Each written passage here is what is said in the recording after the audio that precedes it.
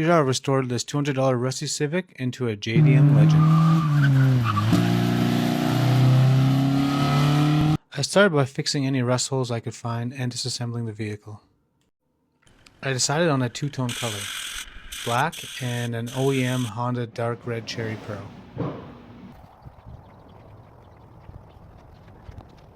I then took it to a rallycross event, where unfortunately I overheated the engine. You can see the coolant boiling here. And ended up spinning a bearing in the engine. My old Subaru days are still haunting me. We started removing the engine and sourced a low mileage engine to replace it. We replaced the spark plugs, built custom motor mounts, and ended up replacing the clutch and pressure plate. Also installed a new rad and thermostat. Now let's see if this thing starts.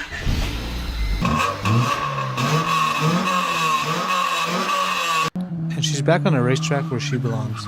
Let me know in the comments which generation of Civic is your favorite.